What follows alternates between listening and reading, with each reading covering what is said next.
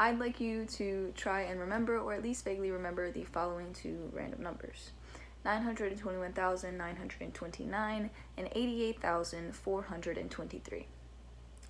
Around 4 months ago, our world was struck with the single worst pandemic to grace modern history.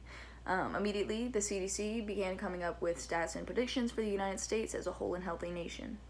The United States, being the third most populated nation in the entire world, obviously had a pretty daunting task ahead of them in order to halt and at least help prevent the seemingly ceaseless spread of the COVID-19 virus. Rather than replicate some of the effective and speedy responses of places like China or Italy, the United States took a pretty long time even coming up with any sort of response, much less a full quarantine state. If the United States had enforced a true quarantine state like this, we would have prevented the loss of so many lives based on the following: the timeline in which we recognized the COVID-19 virus in relation to its rapid spread, and also the reaction and healing process of other nations across the world. To begin, when the disease was noticed and acknowledged, and the difference between that point and the point in which we began to react and respond to it. According to the New York Times, on January 22nd, 2020, our President Donald Trump said that we have it all under control. Attempting to reassure worried Americans after 2 weeks ago, a disease had killed its first victim in China, where it had not even been named the COVID-19 virus yet.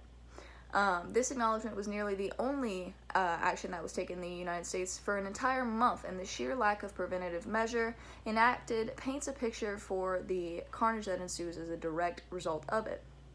After 3 deaths in America as of February 29th of the coronavirus, Trump ordered a do not travel order to Italy and China, and once again, America thought that it was safe and there was nothing to worry about.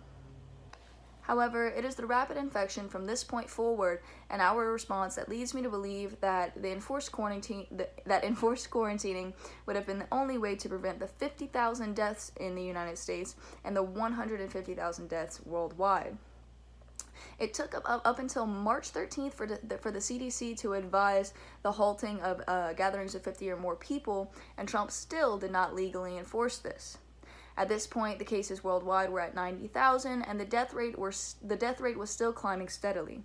2 weeks later, and the United States is the leader for confirmed cases globally, and still no enforced preventative measures.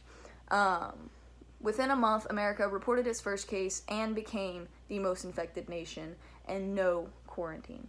The timeline of this knowledge and the timeline of the knowledge. The timeline of the seriousness of this disease and that acknowledgement versus the jarring lack of attention that it received and its rapid spread should certainly show the United States that action needed to have been taken a long time ago. And when we look at other nations' responses and their healing processes, that becomes abundantly clear to us. The most populated nation in the world and the epicenter of the virus, China, has a much different timeline of spreading and healing. According to WHO, or the World Health Organization, China reported treating several cases of a pneumonia-like disease on December 31st and reported the first deaths of the virus on January 11th.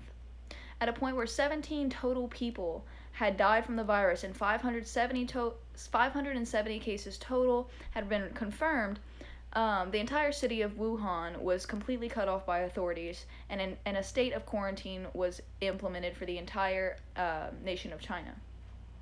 The same was similar for Italy, where basically mass infection happened and was followed immediately by a quarantine state.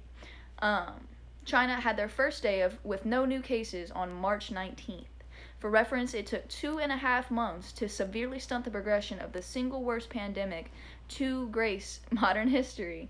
And for the United States, it took 1 month for us to go from having a case to becoming the most infected nation. It has been a month since, and at this point, there is no enforced quarantine and no sign of the pandemic slowing down because of it. In fact, businesses are opening up, and it seems as if we are going backwards in our progression against COVID-19. When you consider how rapidly the COVID-19 virus has gone from something for some other country to deal with and contain to a massive pandemic that has ravaged the United States 9 times worse than the epicenter of the disease itself, it becomes more clear that America should have taken action, and the most effective way to have done so would have been quarantine. All of this being based off of our reaction timeline, the disease's rapid spread, and other countries' reactions in relation to ours. The numbers are simple and deafeningly clear. 921,929 cases in 1 month and no action taken in the third most populated country, or 88,423 cases in 5 for the most populated nation in the world. The second nation being China, quarantined within a month. And that's why we should have stayed home. Thank you.